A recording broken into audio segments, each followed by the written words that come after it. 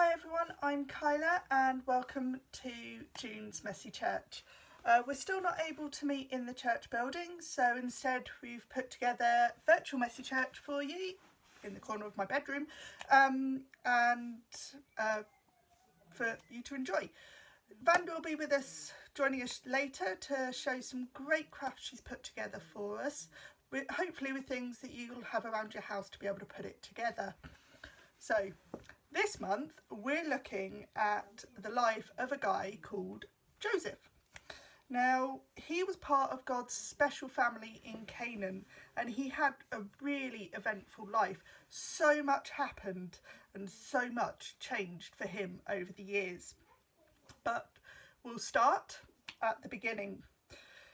When he was quite a young man, he lived with his family, as I said, in Canaan, and it was quite a large family for these days. In those days, not so large. He had 12 brothers and they all lived together, sort of an average sized family for back then.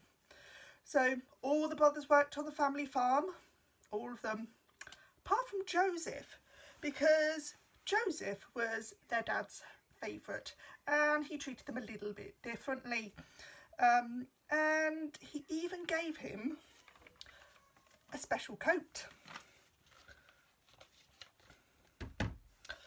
Now, as you can imagine, his brothers weren't too keen on the fact that Joseph got special treatment, but worst of all, Joseph didn't always think about what he was saying.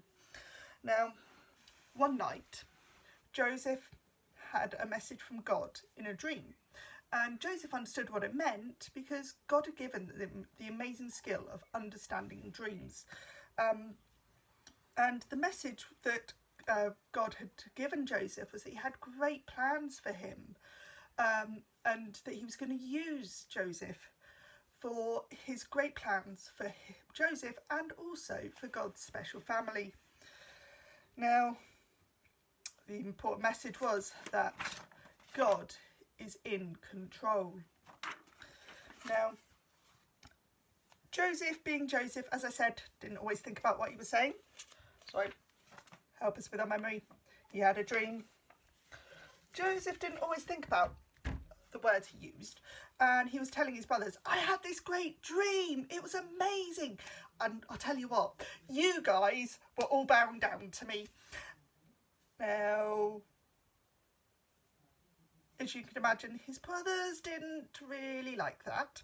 They were very annoyed and very angry, and they wanted to kill Joseph. They wanted to get rid of him. There was no way he was that amazing to get rid of him. So that's what they planned to do. Every day, as I said, Joseph didn't work with his brothers on the farm, but he took them their lunch every day. Be a nice, kind brother that he is. And they thought, that's the time to do it. Dad's not around, we'll kill him then. So that's what they planned to do. That was until the last minute one of them saw a slave trader walking past and thought, hang on, win-win for us. We'll sell Joseph, get rid of Joseph, get rid of that problem, and we get some money. So that's what they did. They sold Joseph into slavery. And that's where we will leave Joseph's brothers for now, leaving them, going back to their dad to say, Dad, Joseph's dead. Sorry. But we'll come back to them later, see how they're doing. Sticking with Joseph, on the other hand, things aren't looking great for Joseph, but Joseph tried to remember that God is in control. So, Joseph off to Egypt, not for a great holiday and exciting, but to do hard labour as a slave. Now, whilst working as a slave, Joseph got blamed for something that he didn't actually do, but it meant that he ended up in jail. So, as you can think, things are getting worse for Joseph, going from being favourite all the way down to now being in jail. So, but Do you remember? One thing that Joseph remembered, God is in control, and God had given him the skill of understanding dreams, which was really helpful in Egypt because it turned out it was really helpful for Egypt, the king of Egypt, and the whole of Egypt, because it meant that Joseph understood a dream that the king had, and they were able to get ready for when a famine came. No food, no crops, they all failed. And so they would have enough food, they could plan ahead to be able to have enough food for when all the food across the land ran out. And so in turn, everyone in Egypt loved Joseph. So he was out of prison then, he was made a prince. So he was made a prince in Egypt, which was great. It was amazing. He was treated like a prince. He had all these fancy clothes, fancy seats, and he knew that God is in control. And the thing is, though, back in Canaan, where Joseph's family are and God's special family, they didn't know that this famine was going to come, that the crops were going to run out. So they just went about their life as normal. Nothing extraordinary happened until there was no food. And people were getting hungry, really hungry. Not didn't have lunch or haven't eaten for a couple of hours hungry. Haven't eaten for days hungry. So really, really hungry. So Joseph's brothers were begging their dads, please let us go to Egypt. They have loads of food. Let us go and buy some food to help us. So they went. They went to the prince and they begged for food. Now, we know who the prince is. Joseph knows who the prince is. But the brothers went. They had no idea. How were they to know? Their brother they had sold into slavery was now prince. They had no expectation at all. So they go in, all humble, all bowing down, begging the prince. And Joseph, being Joseph, he could have gone, oh, these guys, they were horrible to me. They were nasty. But he didn't. He ran up to them, threw his arms around them and welcomed them to Egypt. And he was like, come on, bring the whole family, bring my whole family, God's special family, bring them into Egypt where we've got the food. You'll be fine. So that's what they did. God had used all of the wrong things that had happened in Joseph's life, everything that was seeming as though it was out of control, all going wrong. But he used it for God's magnificent plan for God's special family, that God is in control. So I'm going to hand over to Vanda now. She's going to show you 2 great crafts for you to have a go at, and then pop back to me. This is what we're doing for Messy Church. This is my examples. We're going to make a coloured coat with this verse in the middle and an ear of corn outside the corn. Okay, so if we pop those over there. If we start with the coat, you need 1 piece of paper, fold it in half, and then fold it back. And what we're going to do is we're going to cut the arms out. So you cut up the fold.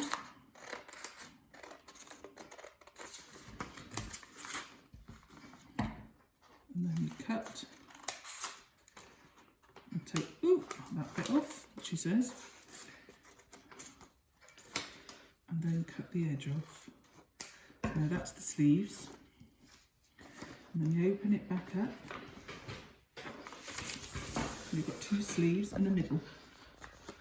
And now what you need to do is fold it so that it meets in the middle.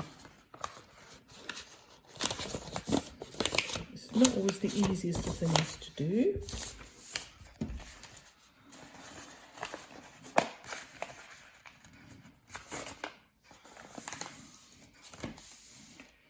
So here's our coat, and here's the piece that we can open up in the middle. So you can decorate the coat any way that you want, and if you need you get a separate piece of paper and put the wording on it and stick that in the middle. So this is Joseph's coloured coat, and hopefully you'll be able to make and decorate one of those. This is what you need to make the corn picture. One piece of plain paper. Now I'm lucky enough to have some paper that's ruffled or got some ridges on it. However, that you don't have to have this. You can have 2 other pieces of paper that are coloured or in any way at all. What we're going to do is we're going to cut an oval out of these. So pop them together and then fold the end up. Get some scissors. You might need an adult to help you with this. And we're going to cut an oval shape. It doesn't have to be perfect, as long as it's approximate. And then we'll pop this out of the way. So here we have 2 oval shapes. And we've also got some Rice Krispies and some PVA glue. What we're going to do is we're going to use a glue stick to stick the paler coloured paper onto your plain paper. Like this. Ooh, and I'm not very good at this either. Obviously my glue stick needs to be worn in, for want of a better way of putting it. So you pop that on there, and then with your other coloured piece of paper you can cut it down through the middle. Again, it doesn't have to be perfect. And we're going to turn it over and glue on the back, and then we're going to stick it like this over the bottom of your corn to represent the ear of corn. There we go. And as an added extra, we're going to take some PVA glue, and hopefully it will come out. And we're going to squirt it and spread it everywhere. You can do this with your fingers, nicely messy.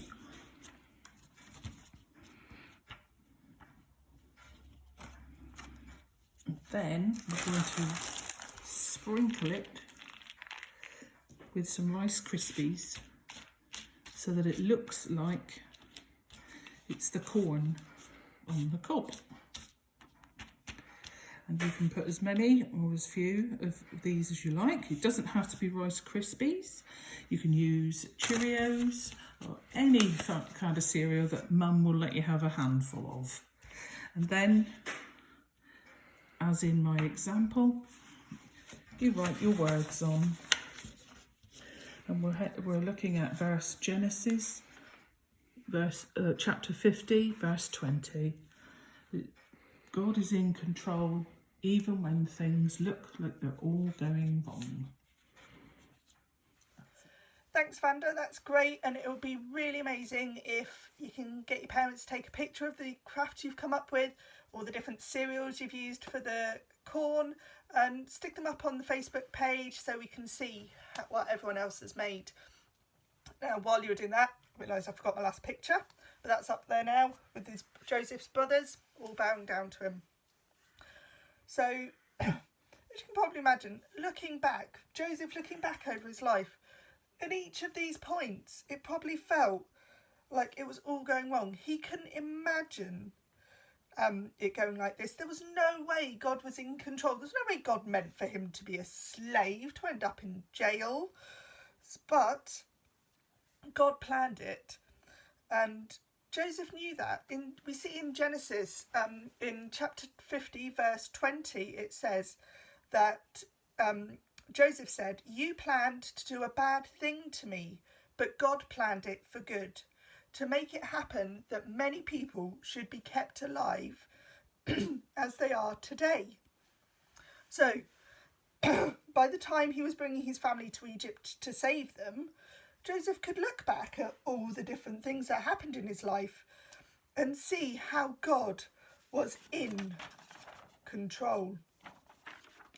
How God used all these different events to be able to save God's special family, but maybe not at the time. And there are so many times that life seems like it's all going wrong, nothing's how it's supposed to be, nothing's how we planned it. And that's happened a lot over the last few months with the whole situation at the moment, in really small ways, but also in really big ways too. But not just now, at other times as well. Breaking your leg just before you go on a big skiing trip you've been looking forward to for ages. Friends moving away, or you going to different schools when you're changing schools. Being bullied at school, all of these different things. They can seem like there's no way God's in control of this. But in each of these situations, it's really hard to see the big picture.